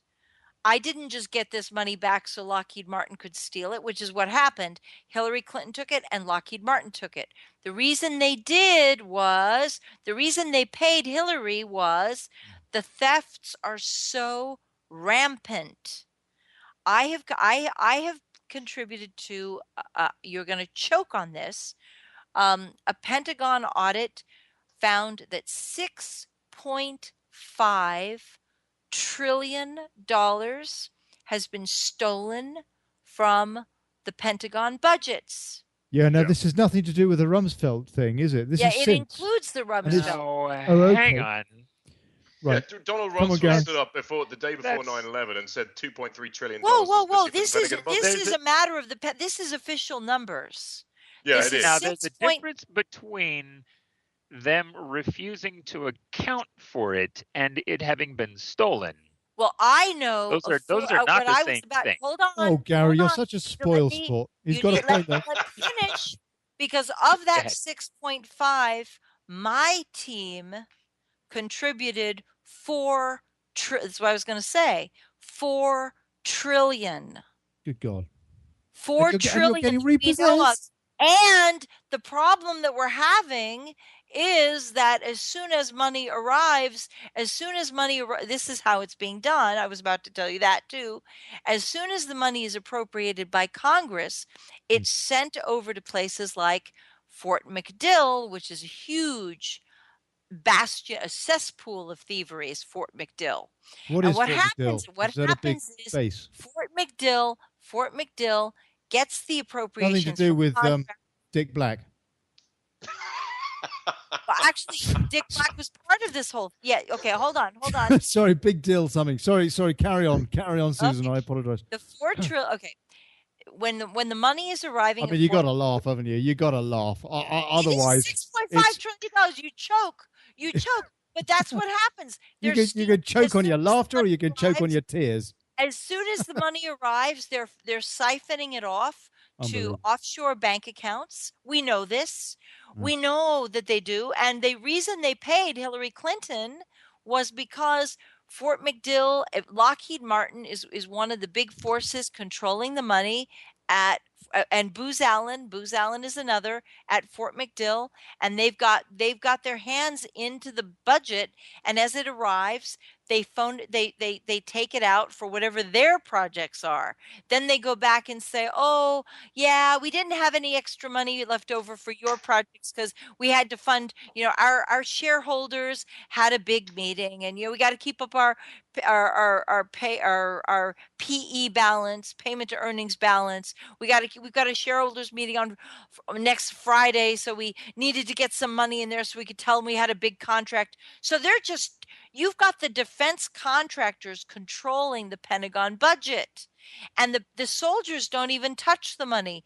This is like going to become a big scandal. When you talk about draining the swamp, this is one of the things that we're pushing for Trump to do. And I hope so this is one of... Okay, hold on. Okay, fine. But yes, right. Perfect segue again. You reckon that he's fine on the Treasury thing, sorting all that out, and yet he appoints this, was it Munchkin or Munchman or something? Munchausen. Baron Munchausen. Baron Munchausen from Goldman Sachs is now in charge of the Treasury. I mean, that's not exactly going to drain the swamp, is it?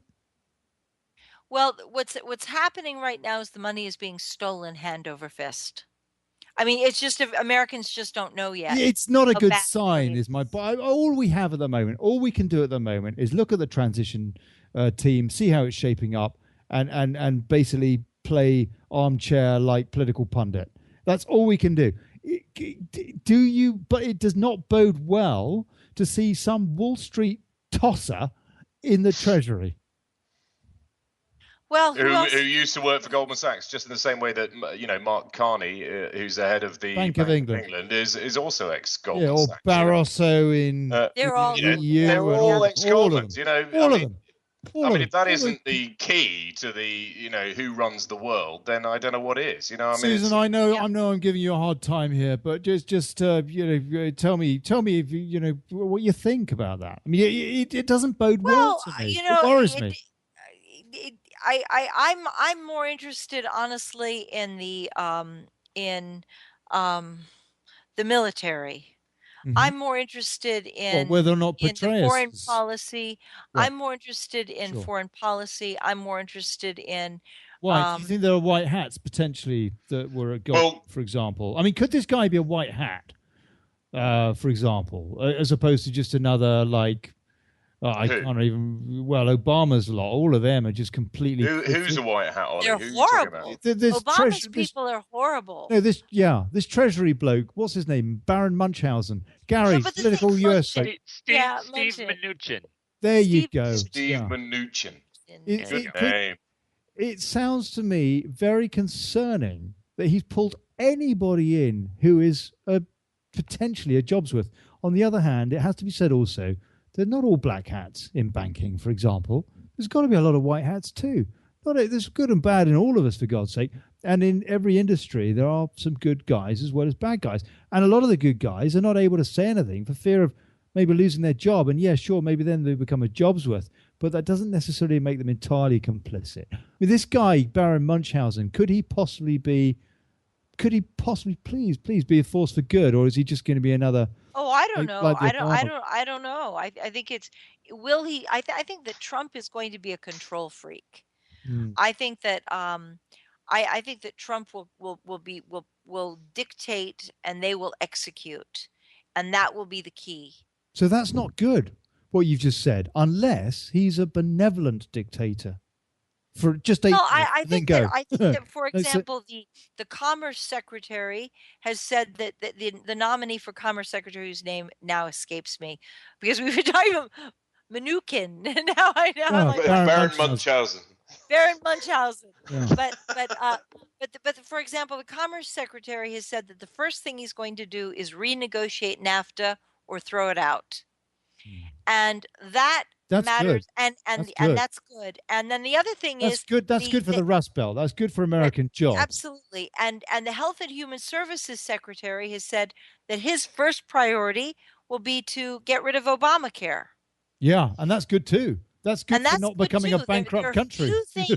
There are a few things in Obamacare that are good, like covering pre-existing conditions, but we can keep whatever is good and throw out the rest of it that's bad. Gary, what do you think about that?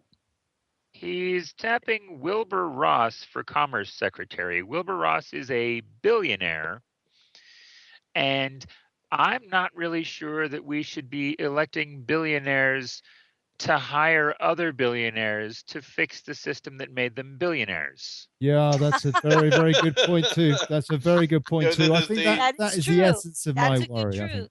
That's a good call. That's true. The lady but that I think that what they're going to do, though, will be focused on the promises that Trump has made, and at this point, I think that that's what we can see.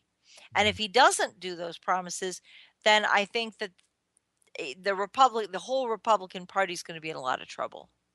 We've got 20 minutes left, guys. What is your key question? Well, I'd like to ask Susan about this whole Pizzagate thing. I mean, I was going to come on to that, but first, also just one thing.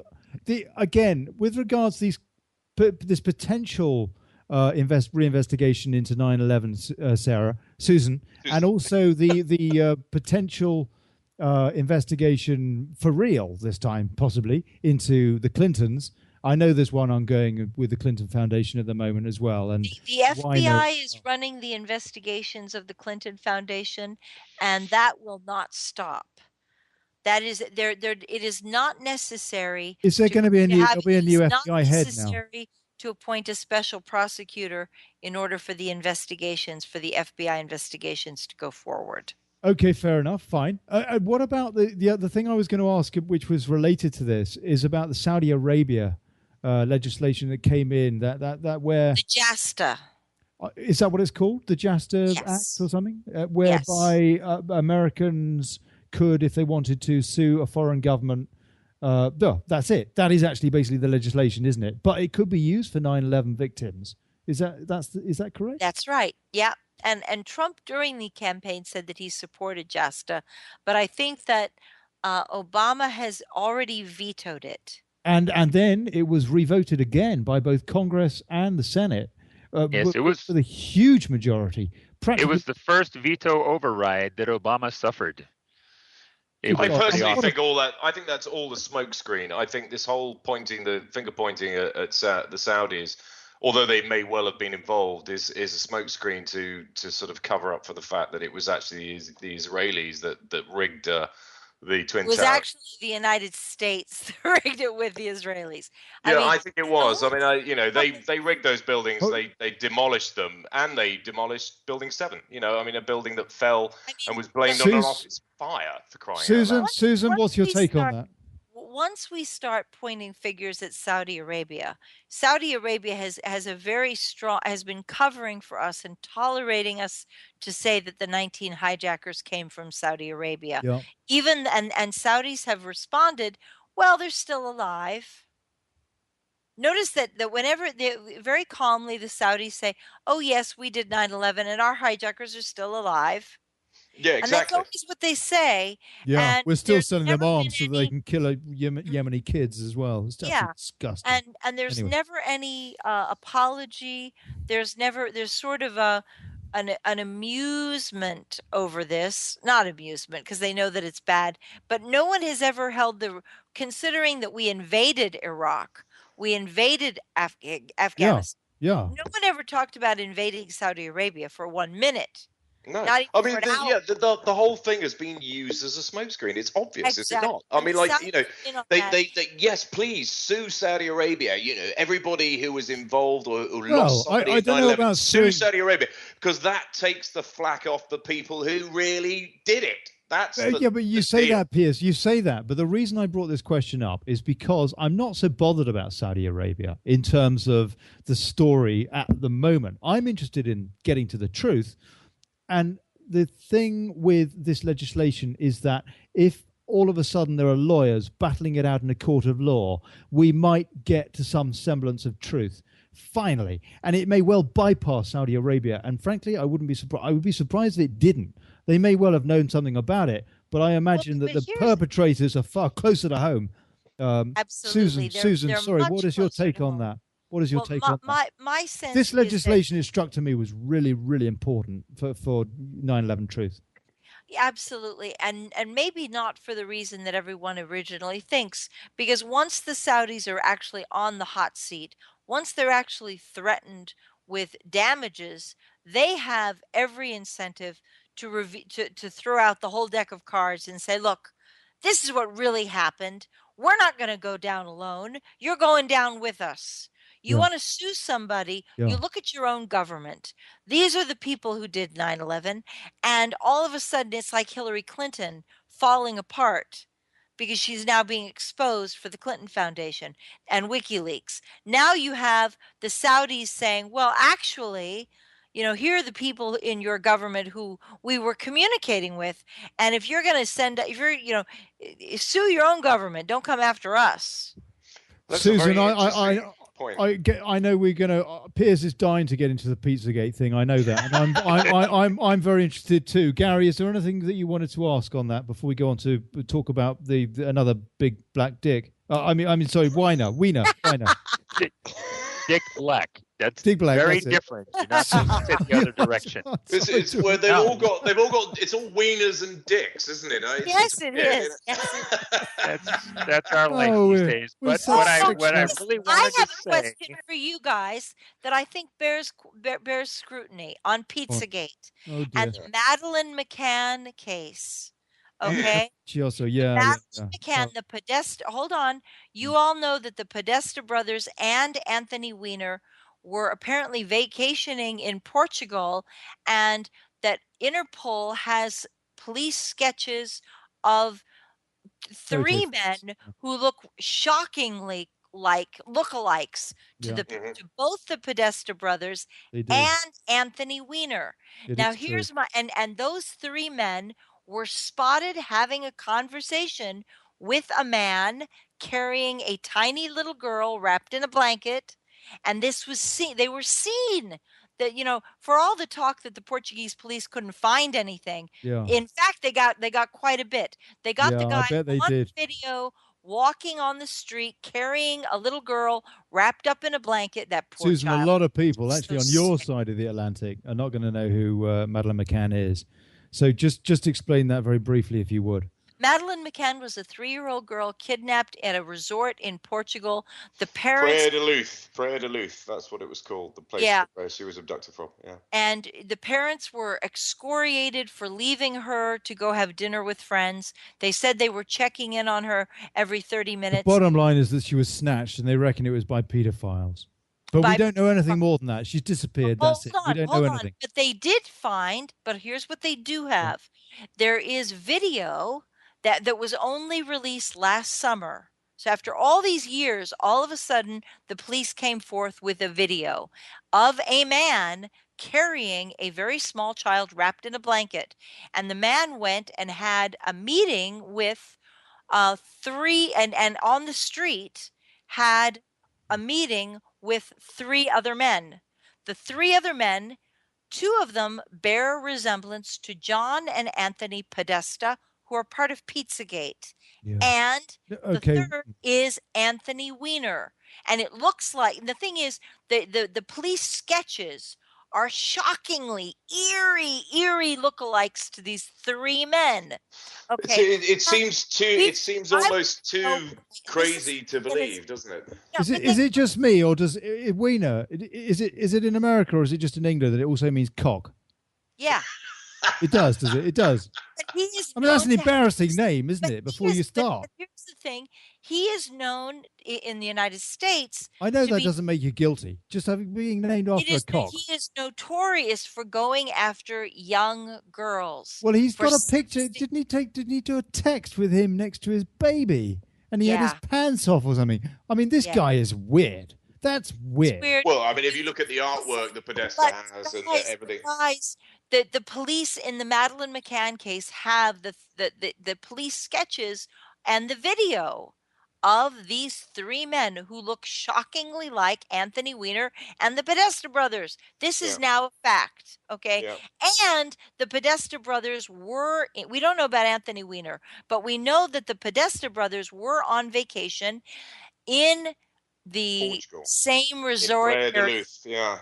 And they were there during the Madeleine McCann kidnapping, and they were staying at the home of a man who is now convicted of child sex abuse.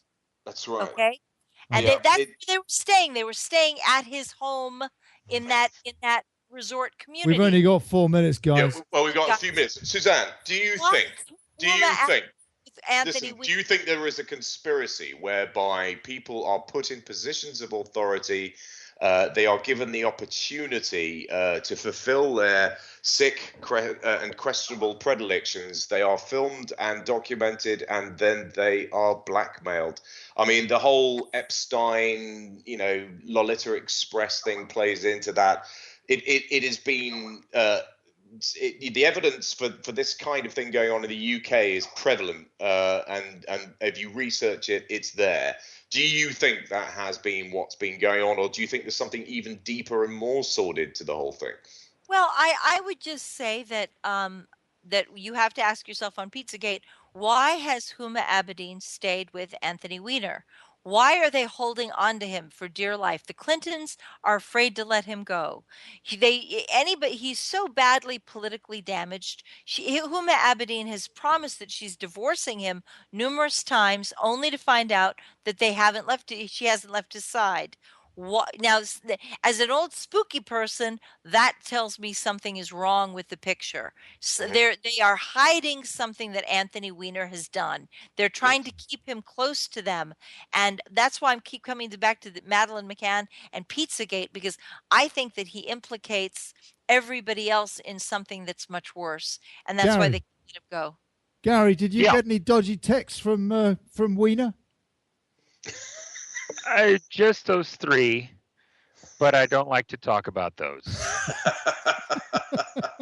Okay, all right. But the thing is, the media's not covering it, Susan. It's completely off the radar. This whole Pizzagate thing, where apparently they're sending each other emails, and it's reckoned that they're, pedos. Possibly it's even worse. They're into some kind of satanic stuff, but it's basically horrid. And there's certainly... It sounds they're using these keywords that are well recognized within the pedophile crime units that bust pedophile rings. They're saying that they use things like this that mean these different things, these different words, like I want a walnut sauce on my pizza or something. I mean, God knows why you'd want a walnut sauce on your pizza, but apparently it really means I want a little black boy to abuse. I mean, these terrible code words that they're using. Yes. But the media, and it's all blown up off the back of the WikiLeaks, but the media's just not covering it at all. And the average American, would I be right in thinking the average American, even 9 out of 10 Americans, would have no clue what we're talking about? Absolutely none. It's awful. Oh, that 9 out of 10 number is quite low. Oh, that's terrible. I think people are beginning to wake up to it. It is horrific, and nobody wants to believe that their leaders could be involved in such atrocious, awful stuff. And we all. Well, apparently, listen, I have friends who have friends on the New York Police Department task force that investigated it. Apparently, it's even more gross than that. They would bring animals to the children and kill the animals in front of the children. So they would scare the children to get their testosterone level higher and all that. Well, to frighten them so that they would stay silent. And smear them in blood and traumatize them, and putting blood on the children is apparently a very big thing too. They may not kill. I don't know if they kill children. I don't know if we go that far, but they do kill animals, and it's very, you see a cute little puppy, and then somebody kills it right in front of you. You're going to be traumatized as a 5-year-old. Guys, and then they smear I'm the going to blood have to tell you. We're going to tell you when they rape you. I'm That's going to have to pretty tell sick. you, guys, we're coming up to the top of the hour, but we the break is earlier than the actual top of the hour, guys. And Susan Lindauer, thank you so much. Do come back on, Suzanne. Do come back on. Please. Come back on. Listen, good luck tomorrow. Informative. Good luck tomorrow with your house thing. I really Awesomely sincerely good. hope that goes your way. I hope so too, you guys. It's really scary. Susan, Take care. God bless you. Take care. Thank you so much. Thank you to Piers Garnham over in London, me, Ollie Connolly here in Spain, Gary Branson in the States, and thank you so much to Dick Black. What a character. Oh, God. This has been... Piers, what's it called? Jingly-Jangly. There you go.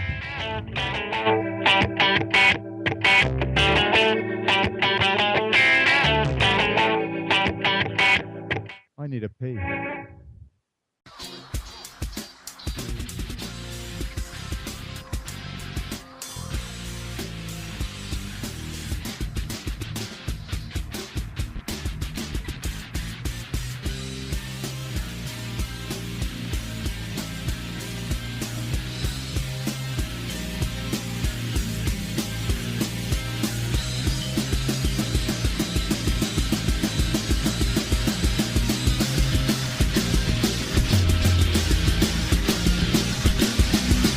Thank you for listening to Revolution Radio.